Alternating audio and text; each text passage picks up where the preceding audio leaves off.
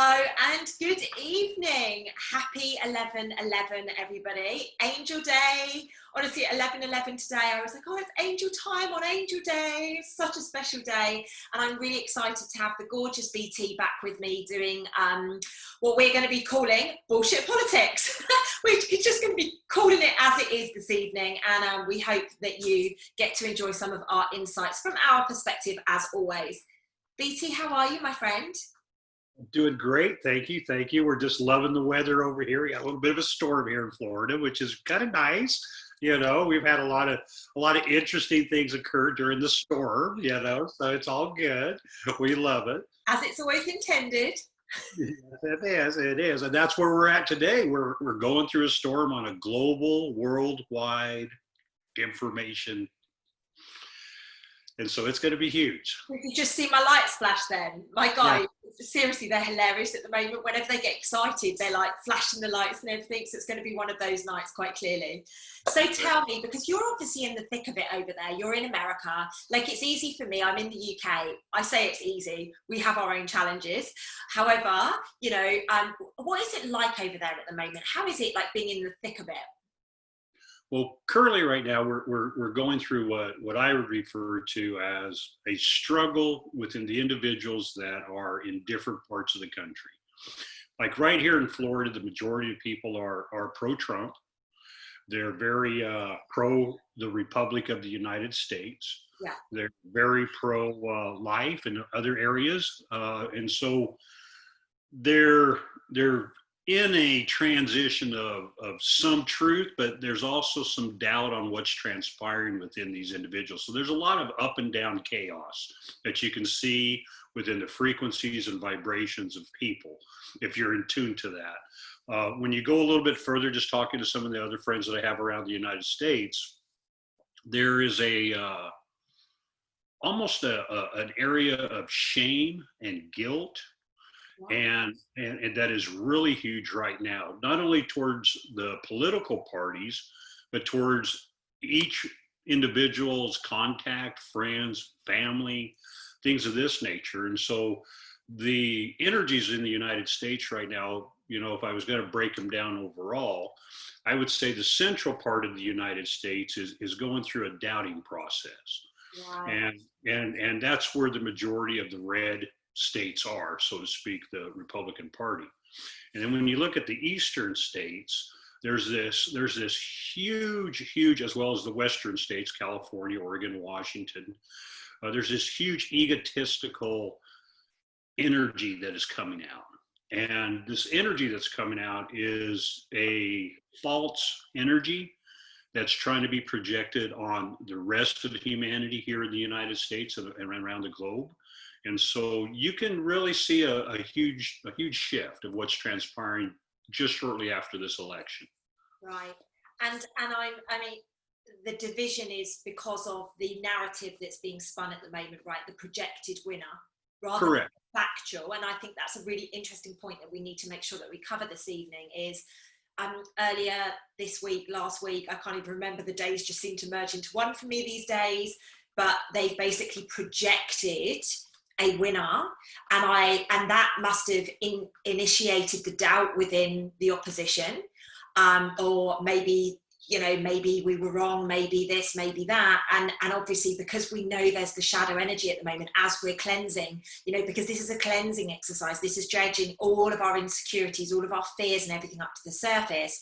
Whereas obviously where they've projected that something is going to take place, they've obviously gone, well, see, we were right all the way along, and they've actually stepped into their ego even more. And that just creates such a huge division. Yeah, and the division is really huge when you start looking at it from the generational standpoint. Okay, you know, we look at it from currently today, if you take the elderly, our generation, the baby boomers, okay, and so we're at a whole different level because we're the last generation that really truly understood the political realm of truth before it got so far, you know, left, one would say, where it was just mistruths representing truth. And so, you know, we recognize that. But you look at some of the younger generations, and they're really having difficulty because of their ego and their momentum for this socialist agenda, not just here in the United States, but globally. Even though it's been proven, centuries over centuries that socialism doesn't work. Yeah. And so, it's something that's really huge right now. Yeah, for sure. It's something that's very fascinating to watch from the outside in. Like, from, obviously, I'm very close to a lot of you over in America, and so I'm understanding and I'm hearing what's going on over there. However, from our perspective at the moment here in the UK, we've got our own challenges going on. We've got people that are walking the streets. Like, I was sent a video this morning of, and I should send it to you actually, of somebody driving into their child's school, and there was military everywhere, and they're forcing tests, or at least they're saying that every child should be tested. That we've got a different level of mind control taking place at the moment, because to me this is what's happening. But what's quite fascinating is, now, as I mean, I know that you get this, but for the sake of my subscribers, and some of them are new, like obviously where I've been thrown off of Facebook, people are finding me on here now. And just for your perspective, if you're one of my new subscribers, I don't go researching anything. I energetically or metaphysically, whichever way you'd like to understand it, that's how I get my information. And it's quite fascinating that a few months ago, I was shown that the election was going to be a big firework, like it was going to be an absolute firework. And I think we knew that all the way along, to be honest with you, because something needed to change. However, it was the gaslighting side of it that I was shown very clearly. There was going to be a level of manipulation that people that even if it's just a tiny little corner of their eye open, they wouldn't be able to miss it. And I don't know about how you guys feel over there, because obviously you're in the thick of it, and it's very different when you're actually there to when you're on the outside, because we know of the manipulation that takes place. But from where we're sat right now, like, it is a whole new level of gaslighting that's taking place on you guys as American citizens, but also we're having it here in the UK, but in a different context. And I think what's transpired is, if all of our elections were at the same time across the countries, we'd all be going through some serious gaslighting right now, and we'd be at some serious damage, serious work. But the thing that we have to take into consideration when we start looking at this political realm here in the United States, we have to take into consideration what the United States means, not just to the United States, but to the world. Yeah. The global economic situation, which is really large, and that's a lot of this politic agenda that we're dealing with all this bullshit. The political realm, in my personal understanding of what's going on globally, isn't so much that it's against Trump. It's against the fact that he wants to do away with the Federal Reserve, the economic base that is not just here in the United States, but is a global central banking system, which I'm sure many of your viewers, know about already. And so that's one of the main reasons I think that we're having this struggle, is to keep the elite shadow energy. And in my opinion, if you really take a look at this from a spiritual content, we're not going through a political transition warfare. We're actually going through a spiritual transformation where a cult, a systematic cult, government, individuals who are all part of this cult of shadow energy, are trying to take over the world. And they can pretty much do that easily unless the United States remains strong. Because the United States has always been one that helps, a lot of countries, let them be right or wrong. They look at the underdog and they see what's going on, and they'll jump in. Because again, we don't want to see anything happen on a liberty standpoint around the world. And so as we move forward, every state that has been called in favor of Biden has actually now been slowly being regenerated to see what actually took place. And the media here was just way out of control. They called it so many hours early for For California, the polls weren't even done. Florida, they already had Florida won, and they never mentioned it whatsoever. You look at some of the other states, Georgia and some of these other places. Every state that has had this huge manipulation with the algorithm within the election have all been in favor of Biden. And there's even actual evidence, which I'm sure some of your viewers have seen, where it shows the amount of votes, and then underneath it, there's a little ticket stream. And an individual received, let's say, hypothetically, 100 votes. Well, on the ticket stream, it says they won it, but the other person all of a sudden goes down 100 votes. And so there's all this manipulation through the computers, and a lot of the computer software program actually go back to some of the owners within the Democratic Party. And that's a huge concern. And so, you know, the only way we can stop the election fraud here in the United States is to go what we're going to go through presently. And it's going to be a beautiful situation, because I look so much, you know, look so forward to seeing true citizens votes being counted and not by being manipulated through other individuals who are not citizens, and so forth. So yeah, it's an exciting time for us here in the United States.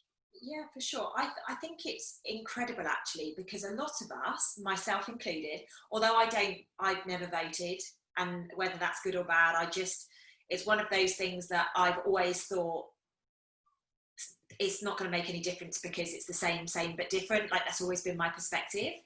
And I just feel that, you know, something doesn't sit right with me with this whole process of voting.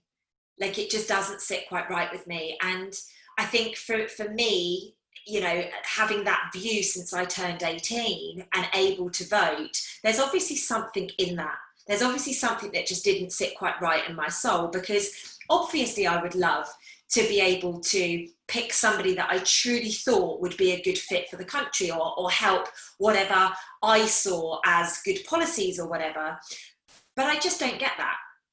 I've never got that. And I actually think, to your point, this process is something that absolutely needed to be broken down.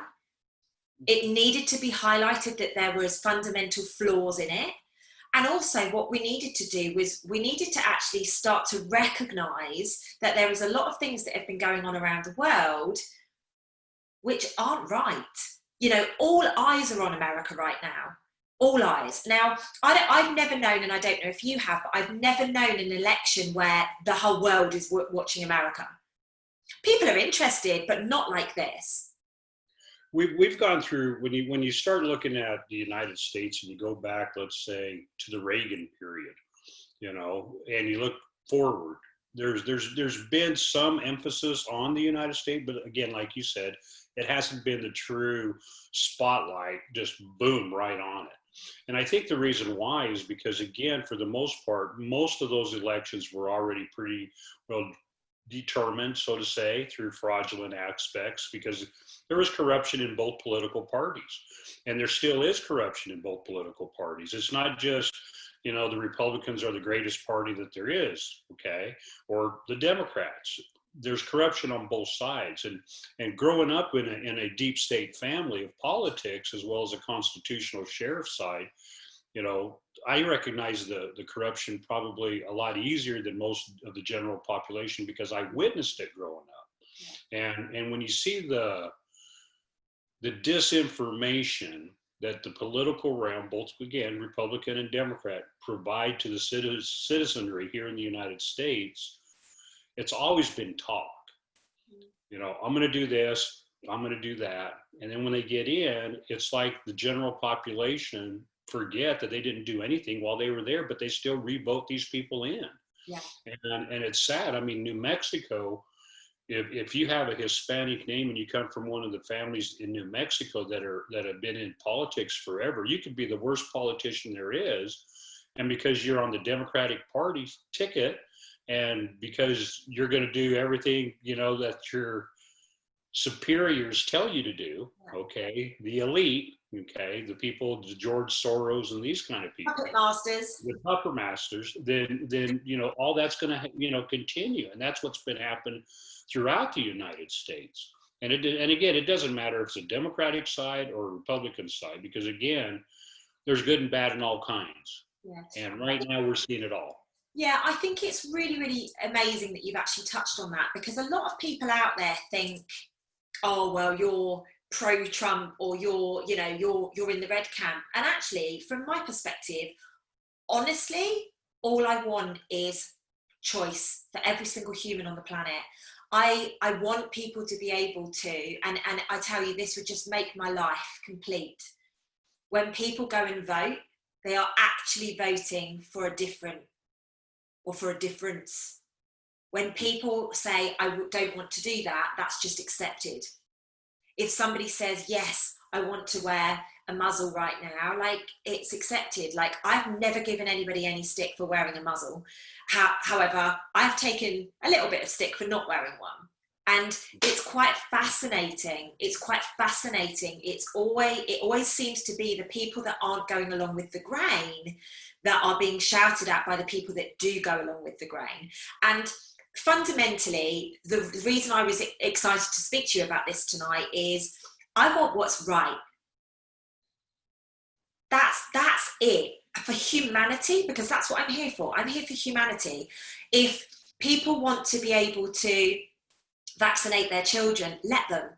If they don't want to, let them. Like, let's just be open and be able to enforce choice. Right. And see, and that's where we have to understand that not everybody recognizes the true judicial standpoint of every country, okay? And so every country, including the UK, individual countries there, everyone started as a republic form of government in some shape, way, or manner. Now, a republic goes under what we would refer to as common law. And so common law, if there's no injury to another individual, to yourself, or to Mother Nature, property, things like this, there's no court case, there's nothing.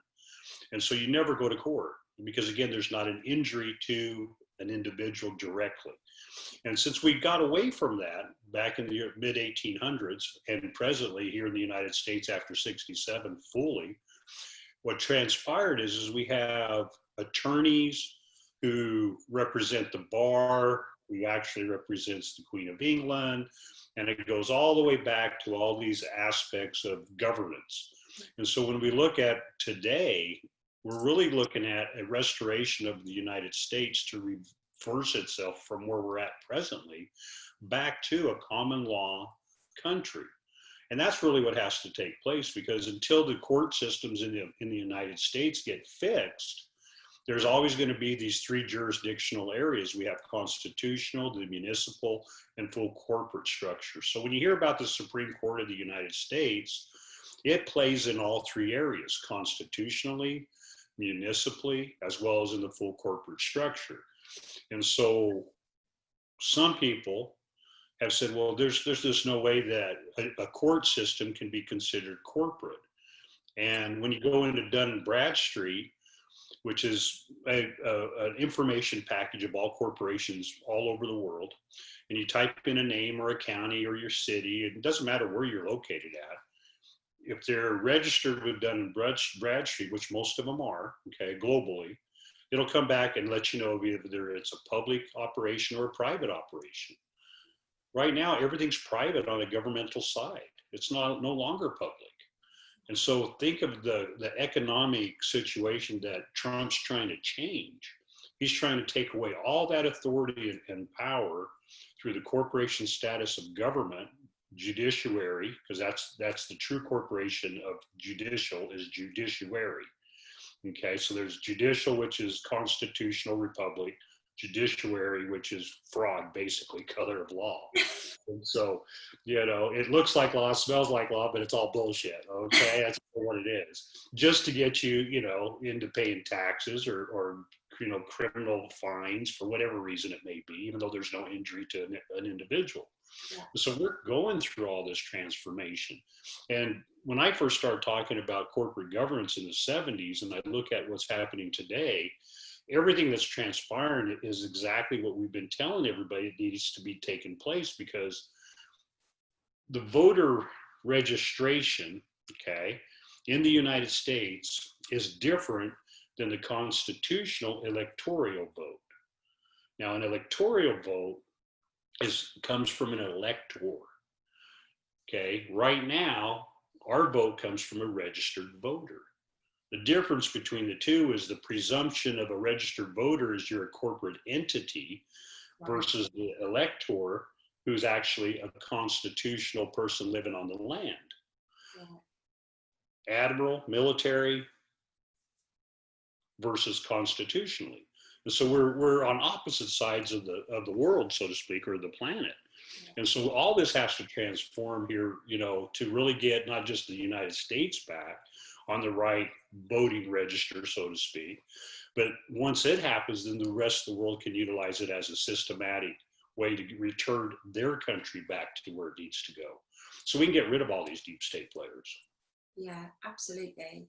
And so let's talk about the fact that we are where we are, right? So we've spoken a little bit about the process, how, I'm very open. I don't know much about politics. However, it just doesn't sit right with my soul. That's what I know and that's what I trust. You've obviously gone into a little bit more detail and that's absolutely amazing to hear.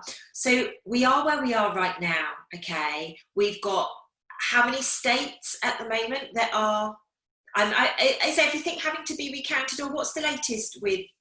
Well, right now, pretty much, I think you're going to see a recount of the majority of the 8 states there that were in question. But I think overall, to be really true within the system, I think there should be a recount of all 50. And if they can't come up with a decision, then it goes through the Supreme Court to nullify all votes. Once that is nullified, then it goes back to Congress, and Congress will have an opportunity to vote one individual for every state. The governors get to go ahead and vote. And right now, presently, there's, I believe, 30 governors that are Republican, and the rest are Democrat. Right. And so, and it isn't a 2/3 or a 3/3 or a third. It has to be the majority as far as, out of the 50. So 25 and above is where to lay. And so that's the reality of what can transpire. However, I think it can definitely be fixed prior to the inauguration date. I mean, they gave Al Gore 30 plus days when he questioned the validity when he was running for president here in the United States as well. And so how can the Democratic Party, be complaining because we're searching and we're asking questions, which everybody has the right to do, and to find the real answers. And so, we're not even, that many days into it, and we're already being backlash saying that, we don't want to go ahead and admit that Trump lost, and it has nothing to do with that. Yeah, absolutely. And what is the date that's out there at the moment for all of this to be complete? Well, they're looking at it hopefully to be completed here in January before the inauguration date. Yeah. It just depends. Personally, myself, I think it could go a little bit longer, and I think it could also go a little bit shorter. It just depends on which states come up with the true count prior to, because some states have been certified where others haven't. And so like Pennsylvania, which is a huge state, hasn't been certified one way or the other. Some of the other states as well. And so once we get back to actually seeing where Trump was again, and in my personal belief, I think he was just blowing the votes out of the water because so many people wanted him back in, that a lot of these states, when the certification comes, it's going to be a total landslide anyway. And that's what I truly believe. And at the same time, it'll show the fraud within the Democratic Party, the DNC, as well as the individuals who are part of this fraud, as well as the individuals who are part of the fraud within the Republican Party. Because you got people like Mitt Romney who are rhinos, who are just as corrupt can be. And they play all aspects of the field. They're not just, here helping the Democrats, they kiss a little butt over here with the Republicans to get what they need, but then they can still come back and vote against them. Yeah. So this is, those rhino Republicans that are just causing havoc within the transition itself. And do you think that there is a possibility that there could be a whole, right, we're scrapping it all and we're going to do a complete revote? Well, before they do that, okay, the way it's supposed to be done is it goes back to the governors, and then the governors decide. Each governor gets a vote. Right. Okay, so that's where the 30-20 would come in. Yeah. And so I think it'll do that. I mean, unless the Supreme Court of the United States, which is now really strong conservative, because everybody knows that Justice Roberts is compromised. He is like a deep state individual, and a lot of people believe he's compromised because he adopted some kids that were actually from Ireland, and they claimed that they were actually from South America. And when you look at Ireland, Ireland doesn't allow people to adopt kids out of their country. They have to remain in Ireland. And so he adopted, and he, like I said, they're Irish kids, but he says they come from South America. And I think he got compromised through that. And I think they're using that over his head along with some other stuff, because there's possibilities of him, from the different sources out there saying that he's, was affiliated with Epstein's Island as well. Right. And so there's a lot of compromise within that Supreme Court just with Justice Roberts. Yeah. And so he's the same person who put down Obamacare and all these other things that would have moved our country into a better realm. And so when you look at what's transpiring now that we have a new justice, that she's going to just be amazing, because I've looked at her papers and her research that she does, and so of her sightings over cases, and I mean, she's truly a constitutional judge. And so between her and the others, I think we would have a very solid win in the Supreme Court, right, one way or the other. But I think that would negate any revote, any Congress. That would negate all of that, right? Correct. And so I think. And when do you think that they will go back to the Supreme Court? Because they went on Monday, and the investigation was legal. They were allowed to initiate the investigation. And then how long is the process between that and going back to the Supreme Court?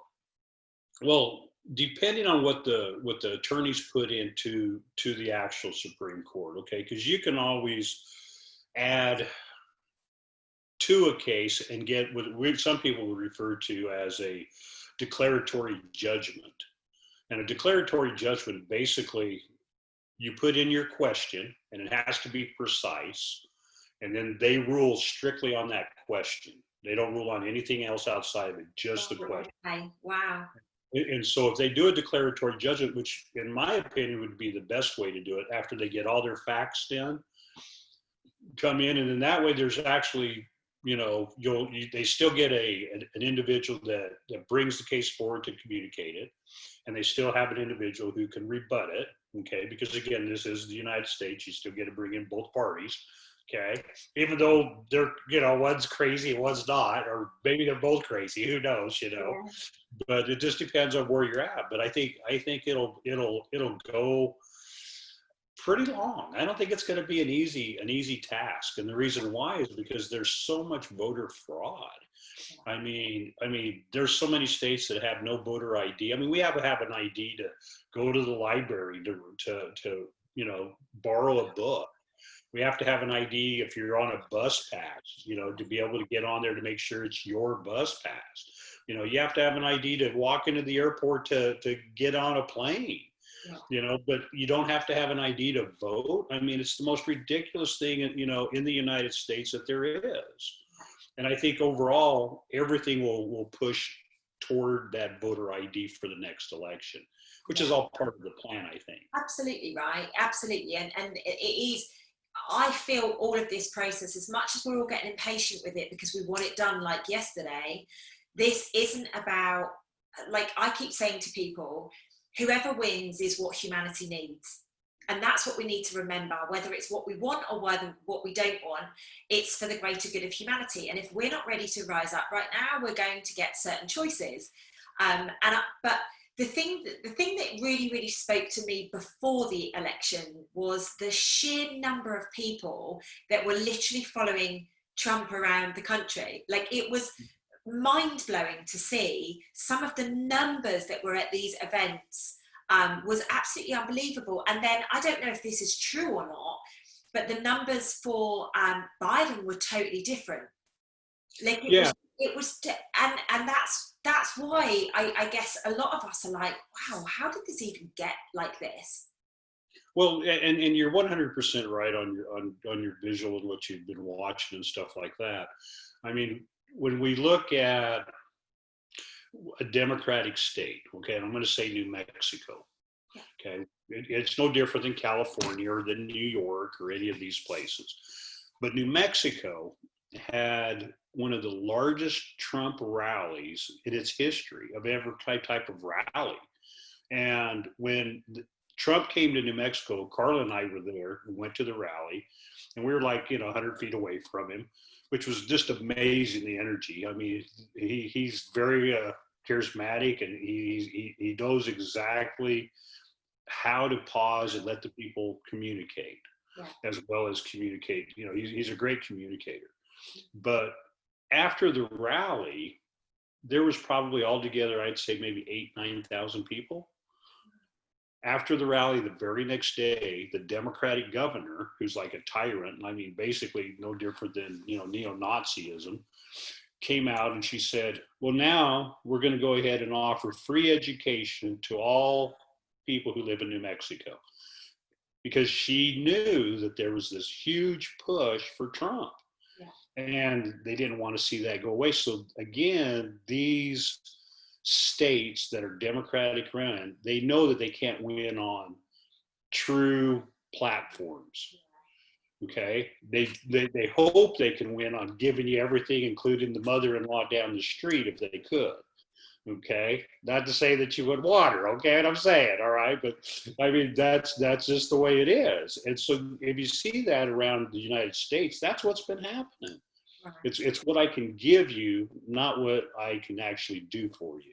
Yeah, it's a fascinating game, isn't it? And this is how I feel about it. It is a game, and I really do feel that this election particularly has been put in place to literally lift the veil on what so many people still cannot see.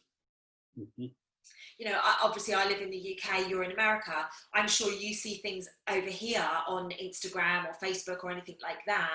And I see things over there and I'm like, how can people not see this? Right. Like, I don't understand how people can't see it. But the fundamental truth of the matter is some people can't. Yeah, and I believe it was Plato who said, in reference to some people will see, some people are blind, and some people will just never get it. Yeah.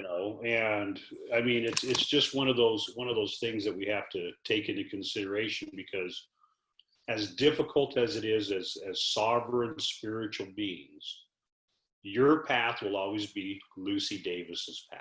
Yeah, absolutely. My path will always be my path.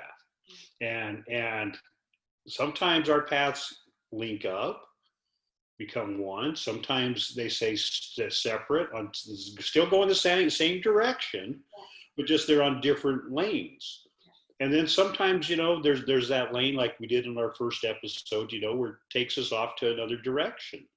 And again, it's just a matter of what our fundamental choice is, how we look at it, and what lessons that we're supposed to gain knowledge from. And sometimes those lessons are tough. And that's what the United States is going through right now, as well as the rest of the world. Yeah, absolutely. Absolutely. And I feel something, I did a video on it. I don't think I've posted it yet on my channel, but I was, something that's really been coming up for me a lot right now is just respecting each other's decisions and respecting each other's choices. I feel that there's so much animosity out there at the moment. I feel there's so much negativity out there. And with all due respect, if I want to wear a mask or not, that's my own choice. If I want to vote red over blue, that's my choice. And I think we all just need to, or I just feel as if we need to be stepping into a space where we just respect each other, because we're not always, none of us are going to just agree with each other. We've all got different values. We've all got different belief systems. Talking politics, there's different policies that would resonate to you than what would resonate with me. And it's about identifying who you are as a person and then coming from a space of love with that. And it's huge. I think the biggest problem that society has, okay, when we start looking at just respecting one another's ideas, okay, not so much an opinion, but their idea, okay, because again, I always say, I always like two opinions as long as they're both mine. Okay? That was right. I'm right. All right. I could be right or I could be wrong, but at least they're both mine. You know what I'm saying? But the idea that an individual has doesn't necessarily mean that you dislike that person or you can't, be friends with them. The question comes in a much deeper concept where some people have difficulty in. Is their idea or their belief going to affect my path or where I'm meant to go? And that's a totally different subject matter in a totally different time to talk about. Because again, sometimes we have those people come in our lives just for that moment of pushing the button so we can move in either one direction or go forward or move into another direction. And sometimes we don't allow that button to be pushed because we want to be so kind. We want to be so compassionate. We want to have all these areas of love, okay? Love isn't always about love. Sometimes love is about toughness.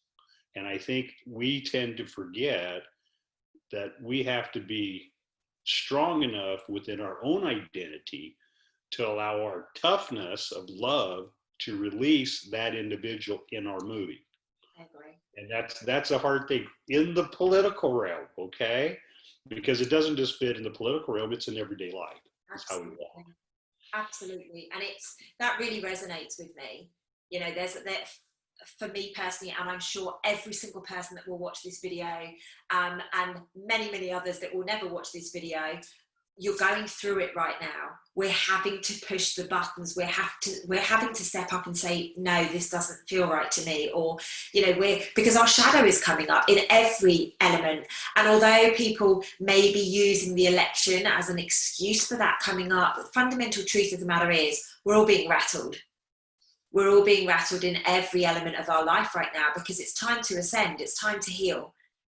And the only way that we are going to be ready for the kind of information that I see is going to be coming out in 2021 is if we go through this massive shift now and we recognize that some of this stuff does actually happen on the planet. Because there's a lot of people out there that are like, there's just no way that this could be happening. There's just no way. And I get that. Yeah. And here in the United States, okay, like, back to what we were talking about earlier in reference to how are the people moving through their daily routine, okay? I mean, there's times where like Carla and I will be driving around and you can just see people are in this trance. Yeah. They're not really paying attention. They have so much on their mindset, let it be employment, family, politics. But I think right now it's the political pressure that's being put on.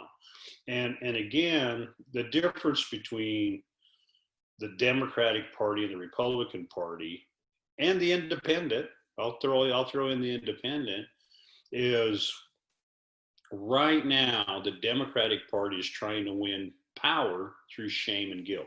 Yeah. And the emotional tragedy that it puts on the American people is something that is very detrimental to the global humanitarian energy. And so, there's something here that definitely is pushing buttons, and at the same time, it's opening doors to allow people to go through to be healed. And that's the hard concept of the ego to understand, because the ego doesn't believe it needs to be healed. Anybody out there with ego, that's a true reality. But the ego itself, to heal the ego, one must be able to release the ego through their own personal identity and accept the fact that, yeah, I have an ego and I need to be able to address it. Because until you address your own individual ego, you'll never be able to release it where you can actually work with people instead of the ego being a wall that separates you. Yeah, it's quite interesting because my members, when they watch this, they'll be like, "Oh my God, here she goes." For me, when I have conversations with people and they are completely, they just don't even realize that it's their ego that's driving them. You know, like there is a huge veil of delusion within us as human beings, and I can sit here and say that legitimately because until 7 years ago, when my body physically gave up, I was delusional too. Like I didn't even realize the chip I had on my shoulder, you know, the ego, the fear, the resentment, the guilt, the worry, all of those things that like make up our ego. I just didn't even realize. I thought it was everybody else, or you know what it's like. And actually when I surrendered it 7 years ago, like my life has been totally different. She pipes up every now and again, but I now know how to work with her. I know how to listen and acknowledge, and then either send her away beautifully, or actually, no, this is something that I need to take on, and there's something that I need to do here. And that to me is such a beautiful process that I just really wish for everybody to feel that. Because, you know, when people are challenging you, or there's a lot of negativity on social media at the moment, as I said to you before we jumped on, my Facebook has been disabled. You know, and the reason it's been disabled is actually quite interesting. It's because of the work that I was doing with the children, more so than the very outspoken lives I've been doing recently, which is quite fascinating. And to me, again, of course, when my Facebook got disabled yesterday and they said to me, "No, you're never getting it back," I was like, oh my God, I've had that since 2007. So like that's 13 years of memories just gone in the blink of an eye. And then I thought, do you know what? Actually, that feels pretty good. Oh yeah. It's like my baggage. I've just dropped it off and just been like, do you know what? I don't need that anymore. But initially it was like, how dare you take that away from me? And I'm like, hey, hang on a minute. We know that everything that happens is happening for you, not against you. Right. But there's very few people out there, or at least very few people that I know, that can, in that heat of the moment, actually step into a space of giggling. I was giggling about it because I've known it was coming. Like, let's be honest, we all knew it was going to happen to me. But you know, it actually, when it happens, to be able to step into that space of laughter and actually change your physical state is amazing. And I just wish that whilst we're all butting heads about blue and red and, you know, masks and no masks, or vaccine and no vaccine, and I probably shouldn't be saying these words, but hey ho, you know, I wish that we could all just step into who really cares? Right. And stepping into that, I think, Lucy, is one of the biggest pinnacles of our life. You know, because once you get to that moment where, you know, you really just don't give a fuck what somebody else thinks about your path, it's pretty easy, your path. Because again, that ego is always, you know, trying to please everybody, so to say. And, you know, you're always going to be right. And you're always going to have this, you know, and you have no ability to recognize a decision that needs to be altered.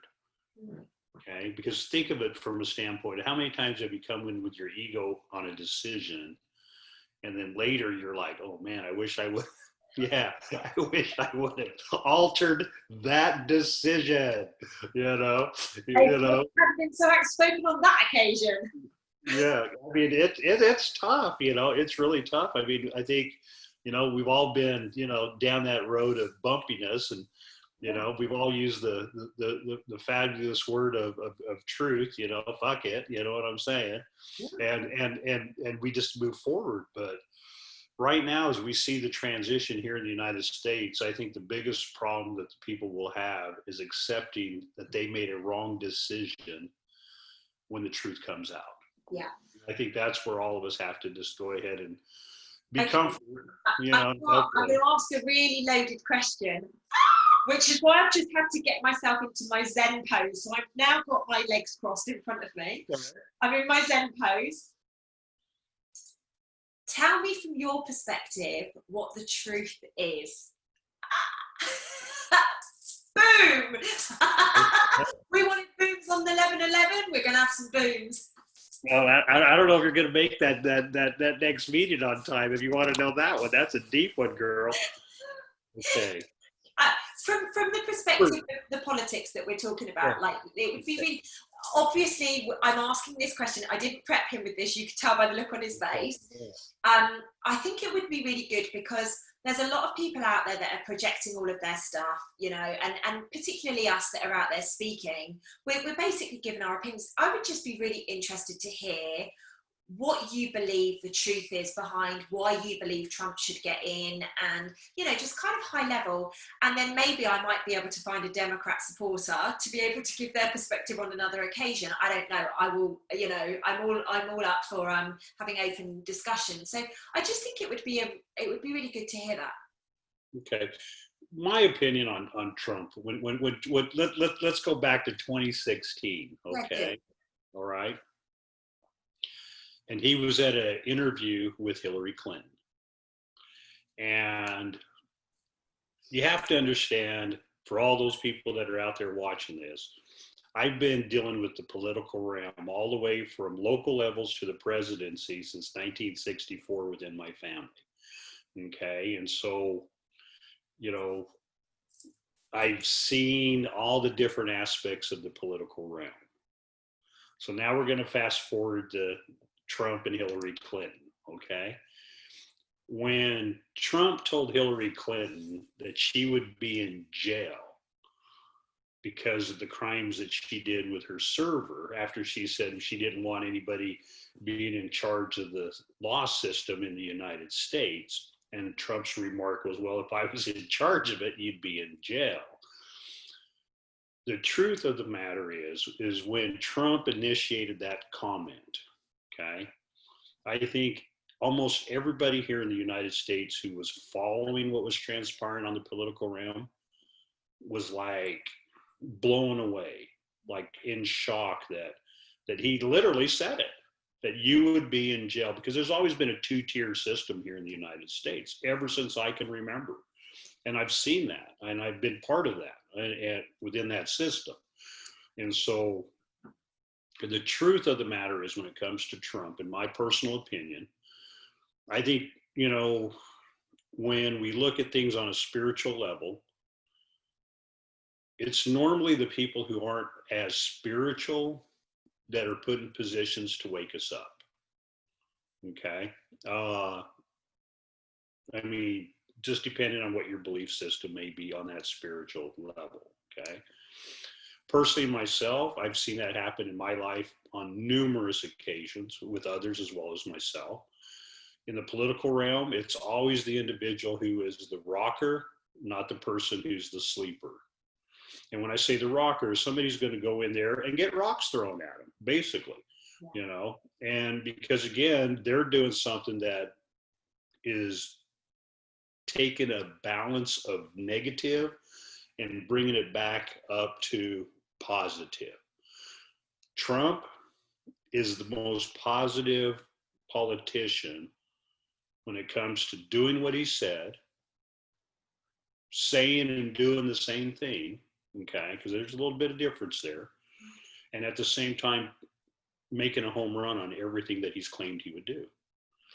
No other politician in my history of living here in the United States this go round, okay, has ever done anything like that.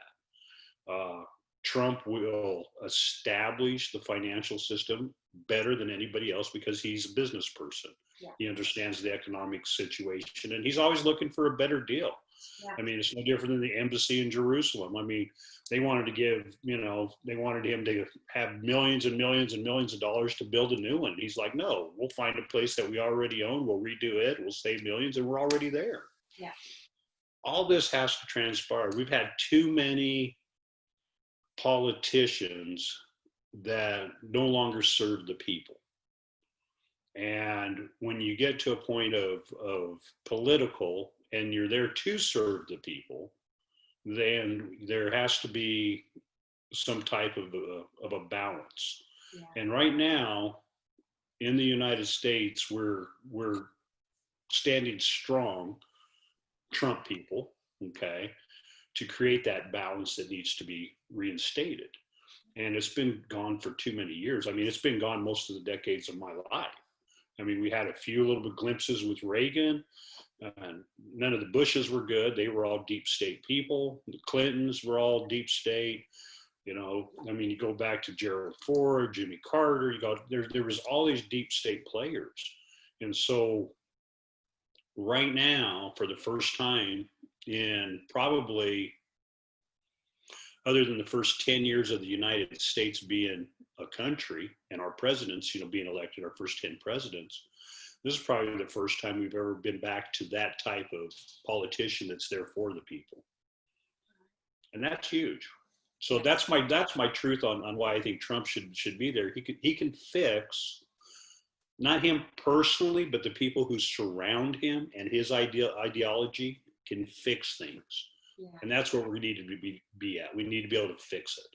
Yeah, from what I've seen, and like I say, I'm not ingrained in politics like you are at all, but from what I've seen, he's delivered a lot. You know, he's actually delivered a lot, and particularly from the area where obviously my heart is, with the child trafficking and the human trafficking. Like, I look at this man as an inspiration. Mm-hmm. And I appreciate there's people out there that will say, oh, you know, the kids in the cages, which I believe was something that was from Obama's era.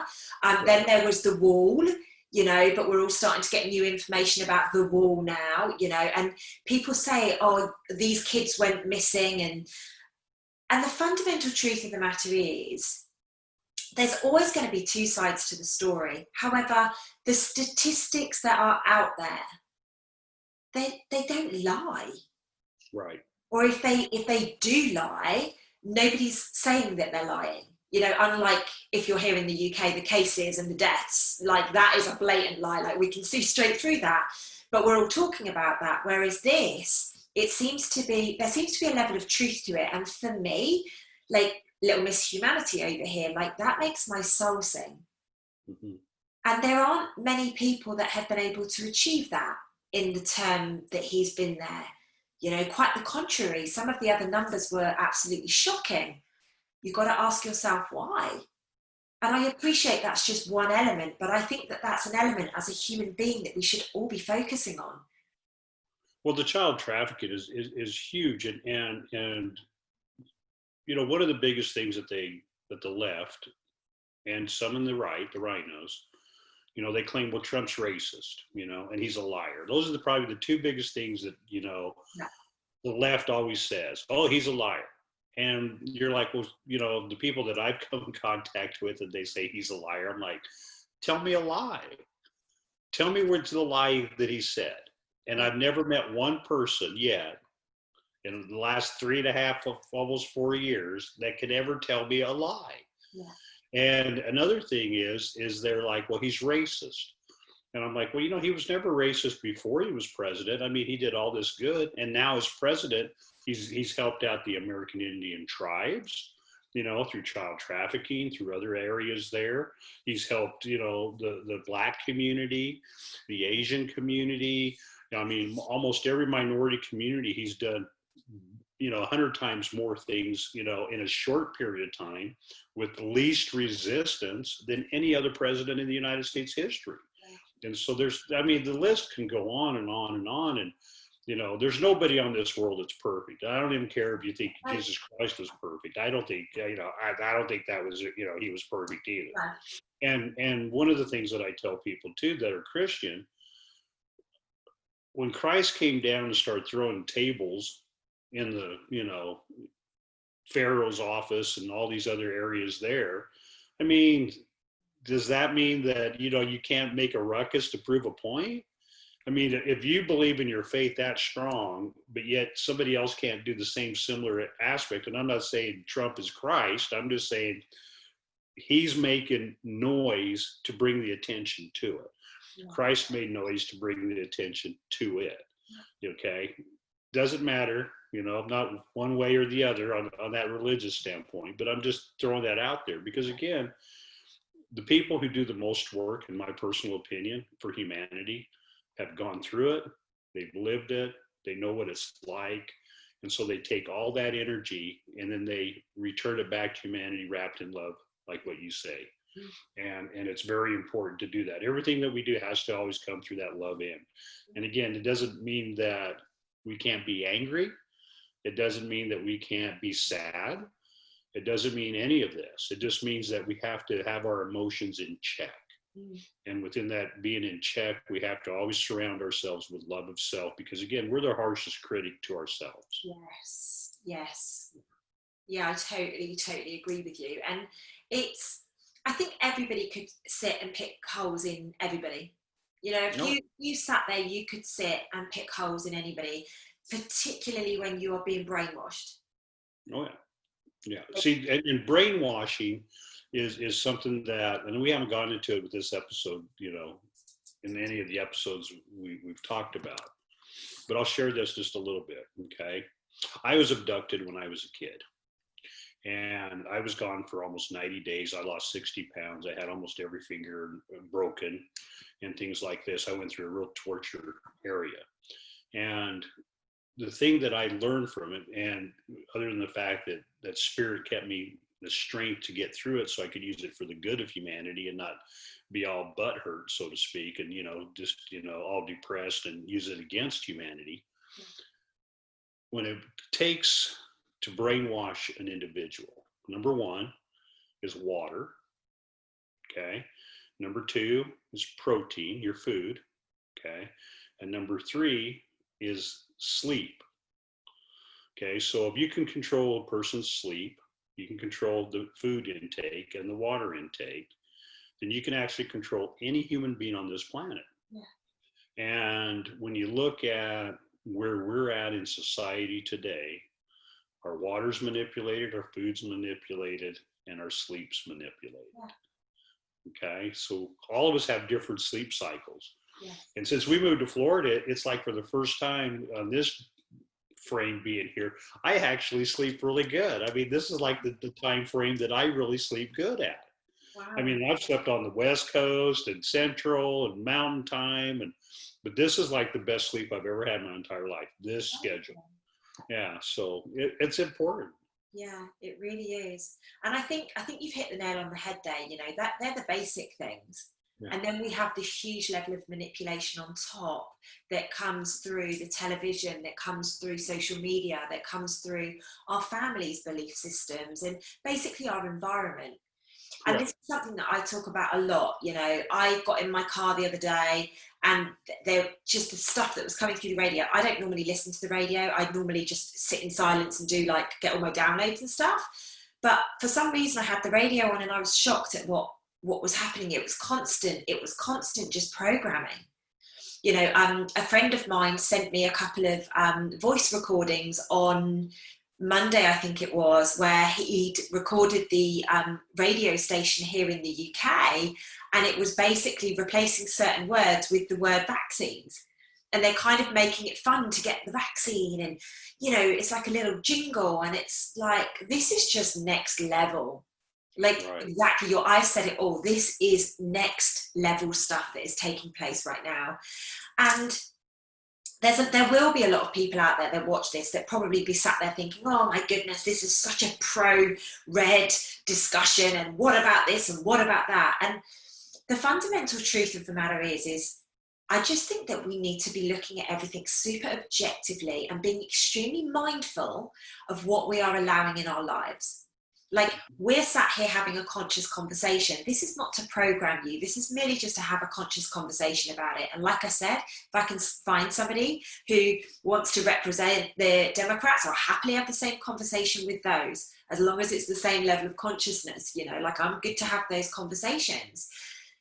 My recommendation for people right now would be to step away from the television, to step away from the radio, to actually figure out, and it's something that you said earlier, figure out who you are. Like, get clear on what it is that you want, not your mum, your dad, your partner, the man that lives down the road, like you. Because it's only when you can step into you and you recognize what you need that you can actually start to see the wood through the trees. Yeah, and when you start recognizing within yourself what you require, Okay. And there's a lot of words that manipulate the mind. And I think that's one of the hardest things, growing up, learning is the definition of different words. I don't know how many people out there have ever, actually picked up a dictionary and read through the whole book. I haven't. Okay. So, or, picked up anything that defines words. And I feel pretty blessed that when I was young enough, I had an opportunity to read the very first Webster's dictionary that came out in the 1800s. Wow. First time the words were ever defined in the whole world. Wow. And so when you look at that book, and you can get it online, I got it right here next to me, pretty close. I keep it all the time, along with my Bouvier's and all my other law books. But words have such meaning when it comes to creating. Okay. And so when we're talking about things, I always like to use the term desire versus the term want or need, because then that kind of makes me feel almost entitled. I want this, I need that. It's funny, when I use the word want, I do as well. I almost feel a bit cringeworthy when I say that. And so I try to use the term desire. And there for a long time, it was like, spiritually, like, you need to tell people this. But it got to a point where it's like, people were like, dude, just let me frickin' talk, I'm not you. I'm like, I know, but I just want you to create well. I don't want you to have this, the mindset that you think you're creating, but you're using the wrong words. And we do that. And I wouldn't have believed that for years and years and years until somebody brought that to my attention. And the guy that brought it to my attention, he was this old dude. We used to call him Mr. Peanut. And the reason we called him Mr. Peanut is he sat on this bench in the middle of his backyard, and he had all these trees, walnut trees, and the squirrels would come, and he would feed them peanuts instead of walnuts, even though he had all these walnuts. Okay. And so his name was Pop Baker. And he told me that. He says, people need to understand certain principles. And he was like this really wise old guy, but he was like super prejudiced too. I want you to know that, okay? He was really super prejudiced. And it wasn't that he was prejudiced against color, he was prejudiced against religion. Okay, so like if a person was a certain religion, boy, he knew everything about that religion. Okay, and so I asked him. I says, well, when you're telling me about all these negative things and you're being prejudiced, I says to him, where does that come into the definition to you? Because I wanted to know where he was coming from. And he says, well, it's simple. I'm prejudiced against prejudice.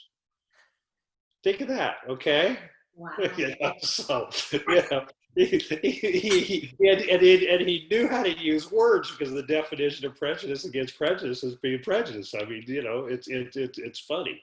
Yeah. But again, there's all these aspects that we can go into, but we are, at a time where, as we're moving forward through this creation of the new world, our new paradigm shift, we have to be very careful on the verbiage we use, not necessarily just in communication with others, but when we're creating our desires of our changes that are coming to us. Absolutely. It's something, so part of my self-love club, there I've got a 7-step process, and the last step is all about language. There's lots of other different things in there, but the last step is language, because I feel that it is like we do it all day, every day, and you can create every single thing. When I go deep with my members on it, they're like, but I asked for this, and I'm like, yeah, but that means this. There's no context around it. It's the word that you're actually using, rather than actually going deep into the meaning behind it and then using words that are much more aligned with that. I don't think people will ever comprehend how powerful their mind is for thoughts and how powerful their language is. It's two areas for me that are just, when people go, oh my God, that's insane. I'm like, no. We don't want to be calling that in. No. Let's not go there. Right. And I'm so mindful of it these days, and I just wish that people could get a slight insight into when they are being completely derogatory about somebody, whether it's me on social media or Trump or what, when you're being that derogatory about somebody, you're actually being it about yourself, because we're all one of the same. Right. And it's that balance. And when you're finding that balance, it's an area that it's not like a roller coaster where you're going down your lows and your highs. Your balance is a flat line. A lot of people think, oh yeah, I got balance, but their life's like go like this. It's not a flat. I've got balance right now. Well, I don't think too much of humanity has balance right now, because the frequencies are just everywhere. Like And they're just moving us, and it's like we are in the storm, we are in the hurricane, we are in the eye of the hurricane right now on a cosmic energy. And so, when we look at it from the cosmos, the Mayans, they had the millennial, and it's taken 20 years of that awakening to reach our Earth from the time frame they set. Everybody thought it was going to be, millennial time, everything was going to happen. Well, just because the cosmos are in line doesn't mean we receive that energy at that time. It takes time for that energy to get here. And so that awakening, just think it took us 20 years to get to a point where we could possibly accept. Think of that. And I think we're actually ahead of schedule, because I always thought it was going to be 2024, and here we are in 2020. Like, we're doing it. We're doing it. Yeah. We're doing it. Yeah, and so that's such a huge, we are ahead of schedule when you really think about it. And then, as we progress here these next 4 years, 5 years, 6 years, decade, think of it from a political standpoint. What if Trump, does away with the Federal Reserve, which I believe he will, because he's already got control of it, through the Treasury, through his emergency order that he did, his Emergency Act. What if Trump does away with the IRS, Internal Revenue Service? In other words, no taxation. Yeah.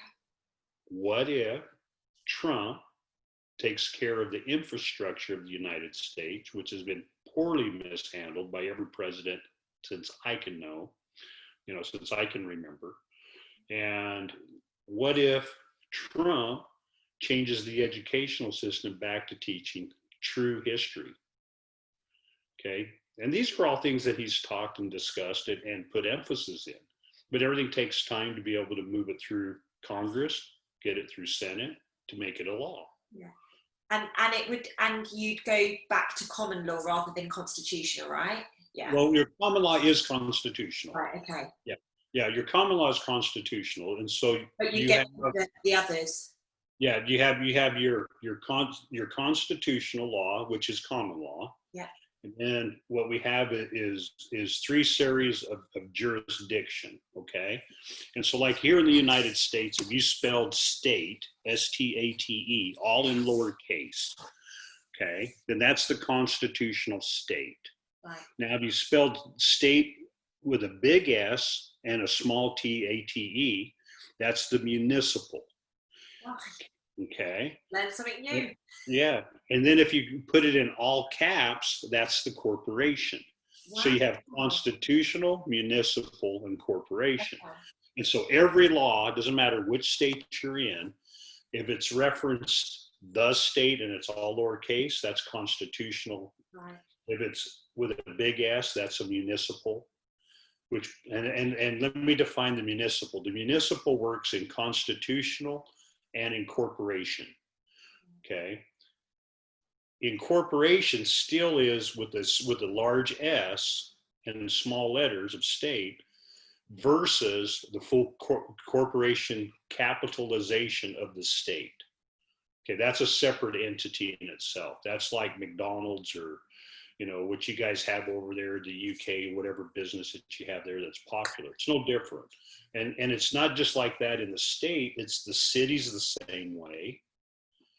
The United States is the same way. United States of America, Inc., 1871. And so all these letters are very important when you start reading the laws. That's why lawyers in the old days could do all the law.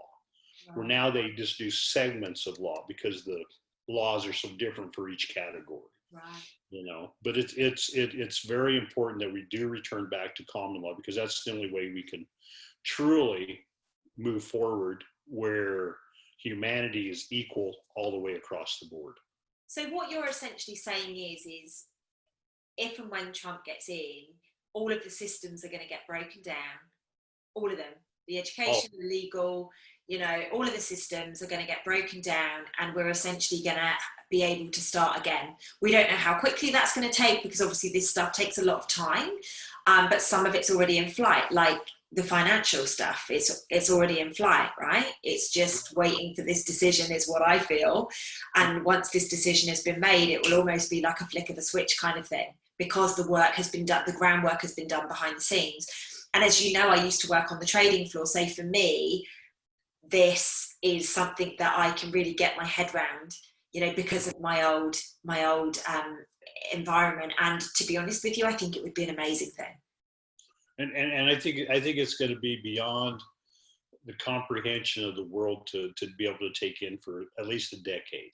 Oh, because once everything switches over, it's going to be such a huge platform of growth, economic stability. You won't have the separation of lower class, middle class, upper class. I think things will be brought tighter together.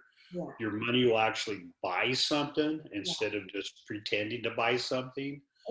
And this is the thing that I keep saying to people, that when they ask me why are you so passionate about what's going on in America, because it will have a ripple effect on us here, or Australia. I've got a lot of friends in Australia, and I believe everybody deserves abundance. I believe everybody deserves, to recognize that actually they have been paying money unfairly and unlawfully for all these years. And I just feel it's time for humanity now.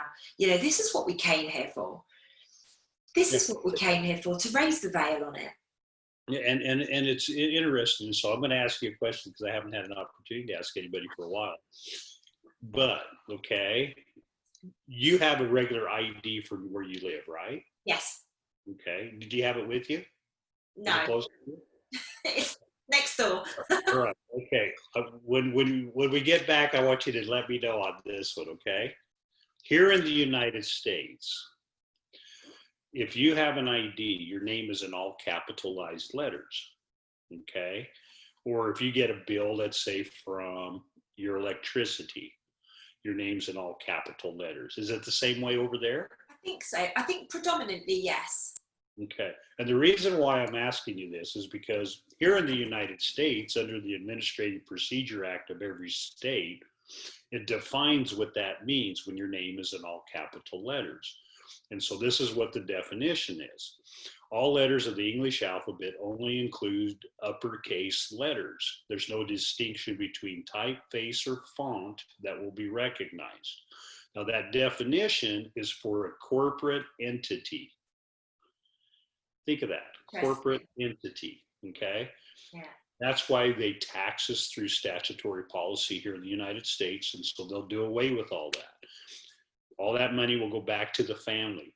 And when it goes back to the family, it's referred to as husbandry, okay? And that's kind of a term I've never really felt positive about, because it takes away from a single woman. I mean, you can't be the husbandry. What is it, the motherbree? You know what I'm saying? You know what I mean? I mean, it doesn't, so I don't know, on that, but on the legal terms, it's referred to as husbandry.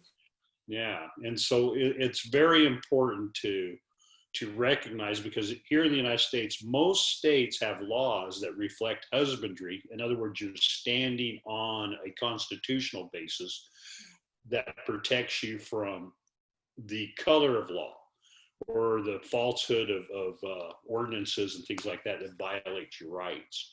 And so, but you have to be able to maneuver through the words to get where you're free. Okay, and so if you want to learn more about the United States and how the corporation of government is, you can go to my website, balancedtoe.com, go to the About page, and about halfway down, you'll see a section on the right. It's a little blue book. It says constitutional stuff. And I wrote that, and it has all the legal laws and everything, so people can, there's no BS here. I'll pop your website link below this again, like last time, so that people can actually go and do that, because I think that would be really helpful. It's amazing to have you and your knowledge and share this stuff, because we are literally pawns in games, right? Right. And I think that's why I love it when me and you speak, is because, we're both extremely, extremely caring for humanity. We both want to see the world shift, but we're also really real in the fact that, hey, we're pawns too. Yeah. We're not exempt just because we're sat here talking about it openly, and just because we're sat here being extremely vulnerable doesn't mean that we think that you're silly and we're not. Like, we've been in this matrix too. Yeah. And I think and when you say that we're like pawns, okay, we're pawns of the spiritual energy versus pawns of the shadow energy. In other words, we're workers for the spirit. Yeah, absolutely. And I think that's where a lot of people tend to forget, when we hear, they're a pawn for this or a pawn for that. There's the energies that are involved. Yeah. And see, like you and I and Carla and Sarah Lise and others that we work with, all of them are all on a spiritual level that is here to help humanity. Okay. And that's where it differs between being a pawn of shadow. Yes. And there's times where we're like, and I don't know if you've ever had to deal with this, but I've had to deal with it in a couple of occasions in my life to be able to get things done. Is sometimes we are at such a high spiritual energy that spirit says, well, Lucy, I'm going to put you in the shadow energy of hell, but I know you're so strong spiritually that you're going to come out of it okay. It's going to be bumpier than shit, and you're going to, probably hit your head a few times, but you're going to come out of it, and you're going to have to deal with it. Oh, yes. And it's going to be okay. Okay. And it's hard for us on a spiritual level to say, well, I don't know if I want to go ahead and do that. We have no choice, because it's our spiritual energy. Okay. That's what we're here to do. Team. That's it. We got to take it for the team. And I think that's one of the hardest things that I've seen in the last 6 months from people that are awake and see what's happening here in the United States, is because we're taking it hard for the team. Okay. And we do it very, joyfully. I mean, I giggle every morning. I'm like, okay, what's going to happen today? Because again, I've been taking it for the team my whole life, and it's okay. And I probably wouldn't know what life would be like if I didn't take it for the team. Yeah, right. Because that's just what I do. Yeah. And so, and it's probably exactly how you feel. Yes. We just do these things. The last 3 years, I've been taking it for the team like every day. Yeah. Okay, all right. They've dropped me in the most random countries, uncovering things like landmines, child abuse, you name it. And I'm like, seriously, dudes. But obviously now I look back and I'm like, that's why I had to cry my eyes out. That's why I was abandoned. That's why, all of the dots connect. Yeah, and it's so important because, we get the Morse code more than the dots connect. Yeah. We'll hear the deep, deep, deep, deep, deep, but we don't realize that each of those dead areas are connecting each other. Exactly. That's the connection. And through that dead area is where you and I and others are questioning why we're taking it for the team. See, and it's hard. I mean, everybody that's out there that's taking it for the team, but I know there's probably thousands of you out there. We salute you. Yeah, we salute you. I give you all my humbleness and love and affection. And, if you were here, I'd just, smother you in love, Just gonna give me some love, guys. Give me some love. Because exactly. But what I love about this journey is, and the way that I explain it to people, because as you know, I've traveled the world many, many, many times since I've gone on what I call my true awakening journey. And we've got this grid across the whole world. We've literally got this grid of people, and I just feel they're all lit up right now, and we're all exactly where we are supposed to be for exactly this time. And I know, like, I don't even know how I know, but I know that 2021 it's just going to be truth. It's going to be disclosure. It's going to be about really showing people all of what's been going on. Yeah, and it's kind of funny because you kind of do a kind of an oxy. How do I know that I know? Okay. The reason you know that you know is because your spiritual knowing overrides all the physical knowing. Yeah. And that's for everybody out there. I mean, when you have, spirit gives you something and you're like, yeah, you listen to it, but you don't really listen to it. Okay. And then all of a sudden, deja vu and all these things occur. You're like, wait a minute, I knew this was going to happen, but yet I still did this other stuff. Right. Perfect example. I have been being shown for 2 whole weeks that I needed to do certain things on Facebook. And I was shown it clearly, and I was like, oh, I'll get to it later. I'll get to it later. I'll get to it later. As soon as my account went yesterday, I was like, because I told everybody, literally yesterday, I said to everybody on my Facebook Live, my account's going to go soon. Like, I knew, I know, like, we just know this stuff because, when you surrender your ego, and when you surrender the physical, like the humanness, if you like, and you actually just step into the fact that you are a soul living in this amazing human vessel, there is a level of trust that you just can't explain to people. Yeah. And the hard part is the fact that we want to explain it. But we can't. Okay? Yeah, and you can't, because again, your explanation doesn't necessarily resonate with their explanation of their truth. Exactly. And that's the scary part, because back to your thing, well, what's your truth? Well, holy hell, my truth might not resonate with anybody out there, but I'm okay with that. Yeah. Because again, it's my truth. Exactly. And that's why I always like to say at the start of my videos, this is my perspective. This is mine and your perspective. We don't agree on everything, I very much doubt, but there are certain commonalities where we can have an amazing conversation about it. But if there was something that I didn't agree with you, then I would have that conversation with you. Like, I wouldn't be coming at, well, you're wrong. I'd be saying to you, like, actually, this is my perspective. And both of us are right from our own perspective. Right. And that's the beautiful thing about being a human. When you can actually just say, hey, it's okay for my partner to be a whatever supporter and me to be a whatever supporter, it doesn't mean that you have to hate each other. It just means that from your own perspective, or your own belief systems, or your own value systems, like whatever, that's where you're at, and that's okay. Yeah.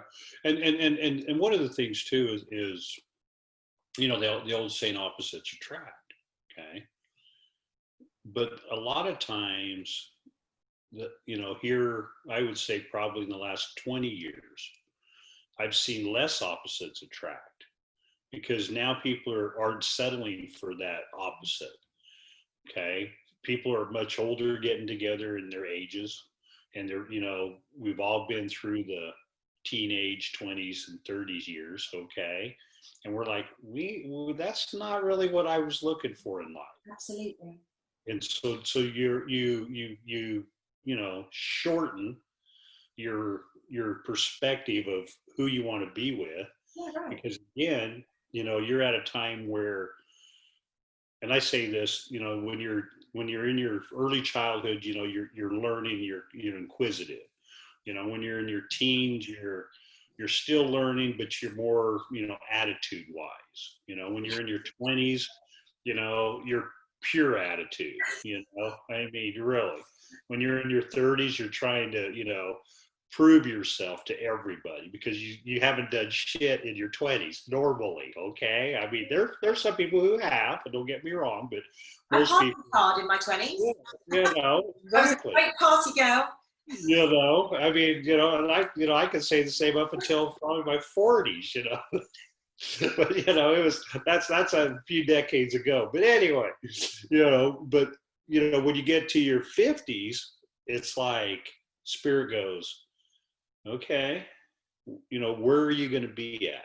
You've done this, you've done this, you've done this. And I think for the most part, when people hit their 50s, there's not very much change that's going to occur to them down the road. I think you're pretty well set on your path. I mean, there might have some new things occur that you're going to do, but I mean, as far as your belief system and your mentality on your belief system, it's pretty solid. It'd take a hell of a rattle, a hell of an earthquake to get you to move. It would take something pretty chronic, right, to kickstart something different, right? Yeah, and I think that's where we're looking at here as we go through this transition here in the United States. That age group, our age group of baby boomers, are going to be going through some real hard struggles. And it's going to be really devastating because most of them don't have an idea of really what the truth is, because most of them haven't done the research, let alone worried about it because they weren't personally affected. Yes. And so that's the key. I mean, to life and everything. If you're affected, then you stand up and you do something. I agree with you. And that was something that earlier on during lockdown, so in the UK, we got locked down around the start, around the middle of March, say, and a lot of people were reaching out to me and they were kind of challenging certain things, which I'm okay with. I'm absolutely okay with that. However, it was merely because it wasn't impacting their family, that they weren't having a bigger picture. Like, I've got this beautiful thing where I just look at bigger picture for everything, sometimes too big. Sometimes I'm considering the world when I should be considering my family, so it's a good and a bad thing. However, I was looking at much bigger picture, people losing their jobs, people losing their homes, people's lives literally being shaken up. And there were other people that were saying, just do as you're told and because my child is sick, or there's a chance my child could get sick, when the statistics and everything were saying that it was extremely rare. But because it was their problem in their family, that's all they cared about. And I get it completely, and this is exactly what we're talking about here. If you are any age and you have been, your head's been in the sand or something for the last 4, 5, 10 years, you're in for shock. And that shock will completely change your life. Completely change your life. I know for me, it took for my physical body to burn out for me to change my life. And that's what it tends to take, doesn't it? Something serious like an addiction, or, somebody passing, or your health being taken, or, something pretty significant to get people's attention to actually change. And whether people want it or not, this is the thing that is going to get their attention. Yeah, it's going to get their attention extremely faster than probably anything ever has gotten their attention. Yeah. Because there's things that come into our lives, and we recognize it, and it does have our attention, but we don't put a lot of emphasis into it. Yeah. We just kind of let it go back into our file cabinet, so to speak. Yeah. And now it can't get into the file cabinet until we open it. This ain't going in the filing cabinet. Once it's open, Yeah, and that's where we're at. We're seeing a huge awakening within everybody's file cabinet.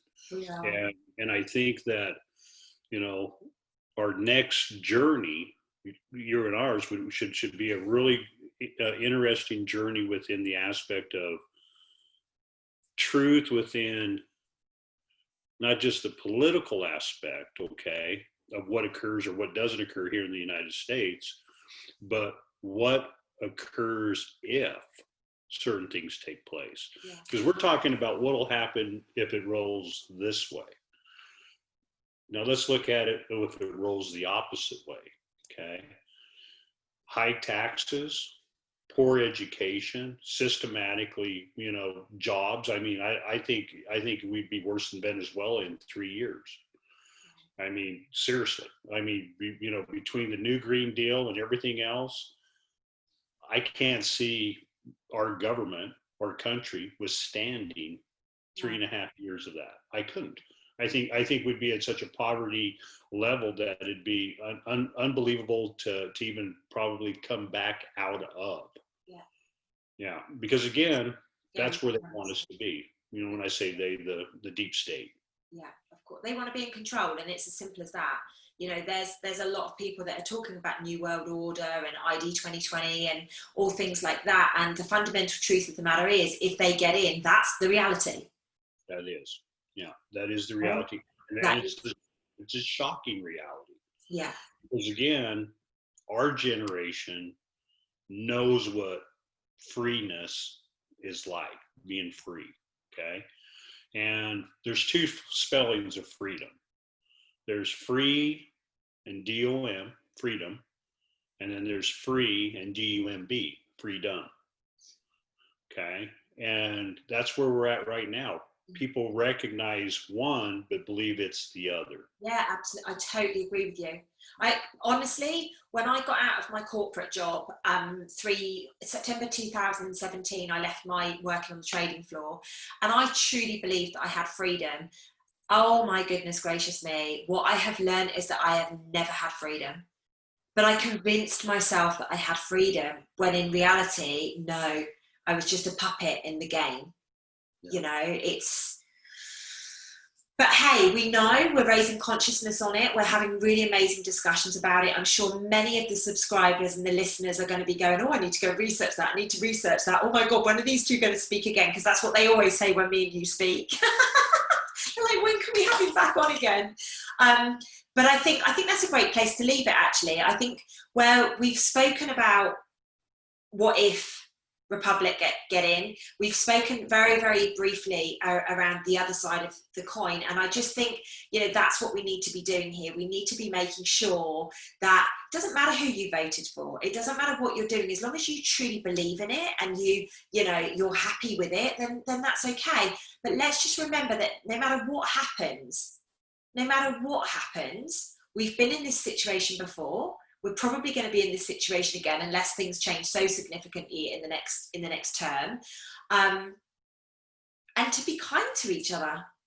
Yeah. I think the kindness is the biggest thing. So everybody out there, big hugs. Okay, put your arms around yourself. Give yourself a big hug for just tuning in. Give yourself love. Okay, a little BT love right there. Okay. Allow yourself just. I needed that hug today, honestly. Yeah, I needed that. I think everybody does, you know. It's real funny. It's like when you get up in the morning, okay, think about taking 5 seconds, just 5 seconds, just a glimpse of your life, no matter what part of it, and then write it down. Do that for 30 days.